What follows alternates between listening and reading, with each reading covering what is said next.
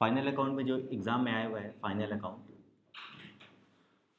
एक बार 15 मार्क्स का भी आया है, 10 नंबर का तो आता ही है। और इस तरीके से भी आया हुआ है 10 और 5 मतलब 15 नंबर, इस तरीके से। हाँ, जिसमें से 5 नंबर का जो क्वेश्चन आया हुआ ना, उसके ऊपर अपने थोड़ा सा आज डील करेंगे। ठीक है, देखो एक बार, जिसको मैन्युफैक्चरिंग अकाउंटिंग भी बोलते हैं। देखो, क्लास 11 में जो हम लोग फाइनल अकाउंट पढ़े थे, उसमें हम लोग डेप्रिसिएशन लिखते थे कहाँ पे बोलो? पीएल के डेबिट साइड। हाँ, बट बात बताओ, डेप्रिसिएशन निकलता किसके किसके ऊपर था? एसेट्स के ऊपर। और एसेट्स यूज़ कहाँ हुआ करता था? फैक्ट्री में। जब फैक्ट्री में मशीन यूज़ हो रहा है, ऐसी मशीनरी यूज़ हो रहा है, तो उसका डेप्रिसिएशन भी हमको ट्रेडिंग अकाउंट में लिखना चाहिए था, बट फिर भी हम लोग उसको पीएल अकाउंट में लिखते थे। क्योंकि हम लोग जो भी अभी तक फाइनल अकाउंट पढ़े हैं, वो सिर्फ और सिर्फ ट्रेडिंग कंसर्न के लिए पढ़े हैं। ट्रेडिंग कंसर्न का मतलब होता है, दो टाइप का बिजनेस होता है, एक होता है खरीदना और बेच देना, एक होता है खरीदना और उससे नया सामान बना के बेचना। ट्रेडिंग का मतलब होता है सिंपल सा खरीदना और बेचना, और मैन्युफैक्चरिंग का मतलब होता है रॉ मटेरियल तुम खरीद रहे हो, उससे मैन्युफैक्चरिंग कर रहा है, कुछ नया प्रोडक्ट बना रहा है, उस नया प्रोडक्ट को तुम मार्केट में बेच रहे हैं। तो अभी तक जो तुम लोग पढ़ा है वो सारा का सारा ट्रेडिंग कंसर्न का फाइनल अकाउंट पढ़ा है। अब तुम लोग जो पढ़ने वाला है वो मैन्युफैक्चरिंग कंसर्न का फाइनल अकाउंट पढ़ेगा। मतलब मेनली तुम मैन्युफैक्चरिंग यूनिट है, तो तुम अपना फाइनल अकाउंट कैसे बनाएगा वो देखो एक बार। सिंपल है, मैन्युफैक्चरिंग कंसर्न के लिए जो अकाउंट्स बनता है वो है मैन्युफैक्चरिंग अकाउंटिंग, दूसरा ट्रेडिंग अकाउंटिंग, तीसरा पीएल अकाउंटिंग, और चौथा बैलेंस शीट।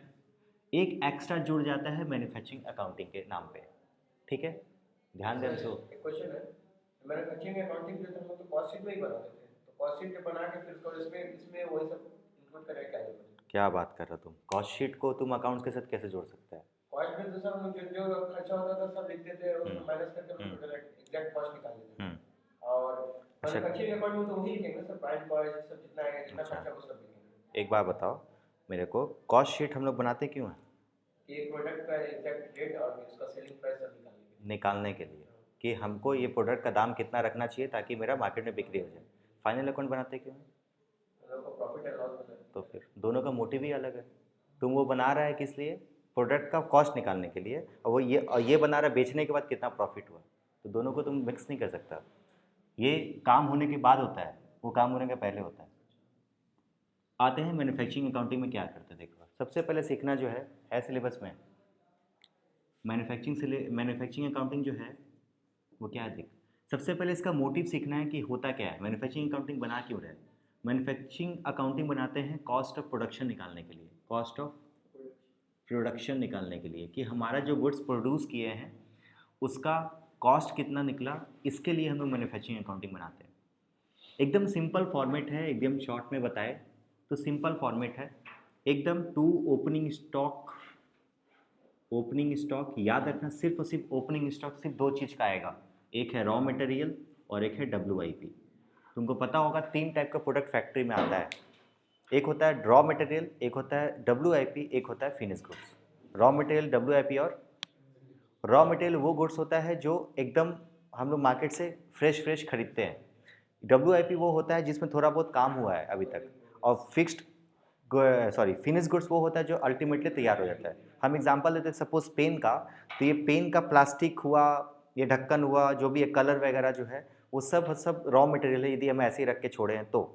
बट मान लो एक ऐसा स्ट्रक्चर रेडी कर दिया, इसमें खाली इंक डालना बाकी रह गया, तब वो WIP बन गया, वर्क इन प्रोग्रेस बन गया, और ये पेन रेडी बन गया तो उसको बोलेंगे फिनिश गुड्स। हम लोग यहाँ पे मैन्युफैक्चरिंग अकाउंटिंग में सिर्फ और सिर्फ रॉ मटेरियल और WIP का ही बैलेंस, ओपनिंग बैलेंस लिखते हैं। जाहिर सी बात है, ओपनिंग स्टॉक यहाँ पे आएगा तो क्लोजिंग स्टॉक कहाँ जाएगा बोलो? By closing stock, raw material और WIP। क्लियर है बात? क्योंकि फैक्ट्री के बारे में बात कर रहे हैं तो फैक्ट्री का ही खाली खर्चा लेंगे। ठीक है, आ जाओ। डेबिट साइड में और क्या आएगा? डेबिट साइड में आएगा परचेज। याद रखना है, हम लोग परचेज क्या करते हैं? रॉ मटेरियल परचेज करते हैं, WIP परचेज करते हैं, और फिनिश गुड्स परचेज करते हैं। हमेशा रॉ मटेरियल ही परचेज करते हैं, इसमें कोई दो राय नहीं होना चाहिए।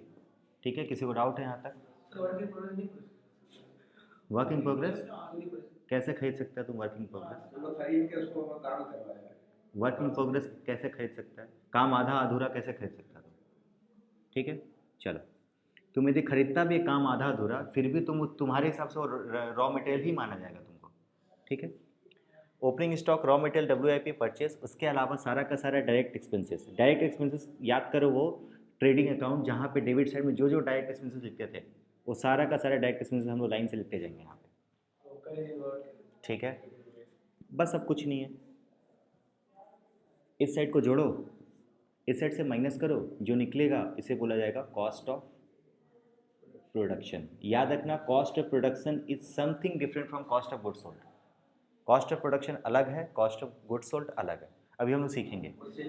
हाँ, ये अभी तक हम लोग सीखे मैन्युफैक्चरिंग अकाउंटिंग। किसी को डाउट है? चलो, हम बात करते हैं डायरेक्ट एक्सपेंसेस मतलब क्या हुआ। यहाँ पे फैक्ट्री एक्सपेंसेस भी आएगा। फैक्ट्री एक्सपेंसेस बोले तो डेप्रिसिएशन ऑन एसेट्स यहीं पे आएगा, वेजेस यहीं पे आएगा। मतलब फैक्ट्री से रिलेटेड जितना भी खर्चा था, सारा का सारा खर्चा हम लोग जो ट्रेडिंग के डेबिट साइड में कर रहे थे, उसको तुम यहाँ पे डायरेक्टली छाप सकता है। यहाँ तक किसी को डाउट है? बस बैड डेट फैक्ट्री का है, सोच समझ के बोल। इस साइड को जोड़ेंगे, इससे माइनस करेंगे, जो अमाउंट आएगा ये यहाँ पे बैलेंसिंग फिगर है। आंसर क्या है अपना? ये याद रखना, आंसर हमारा मकसद क्या था? ये कॉस्ट ऑफ प्रोडक्शन निकालना। ठीक है, अच्छा सर, हमारे इलेक्ट्रिसिटी जो दिया हुआ है, इलेक्ट्रिसिटी के लोग देते हैं सर पीएल अकाउंट। वो तो लिख देगा ना फैक्ट्री। इतना पढ़ने के बावजूद भी ये सब क्वेश्चन माइंड में आ रहा है, तो माइंड बहुत कंफ्यूज है। इलेक्ट्रिसिटी मतलब PL अकाउंट ही होता है। हम PL अकाउंट का तो IT में नहीं डालने के लिए बोले हम। फैक्ट्री इलेक्ट्रिसिटी रहेगा तो फिर ट्रांसफर करेंगे, सिंपल वर्ड में। अब बैड डेट तुम पूछेगा, इलेक्ट्रिसिटी पूछेगा, तो ये क्वेश्चन है ही नहीं, क्योंकि पूरा हम लोग को फाइनल अकाउंट कर चुके हैं, इतना बार किया होगा क्वेश्चन। उतारो कॉपी में, उतार कॉपी में है।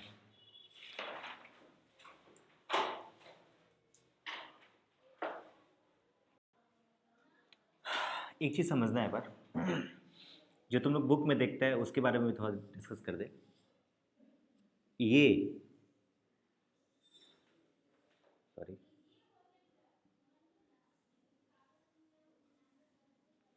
इसको बोला जाता है क्या? Raw material consumed.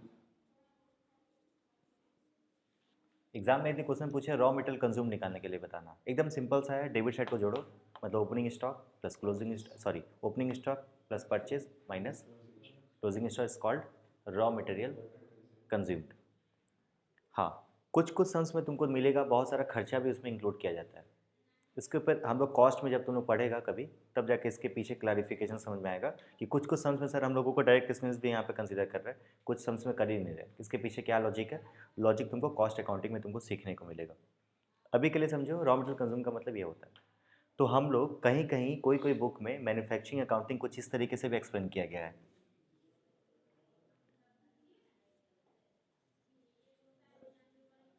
Raw material consumed, to direct expenses, to factory expenses by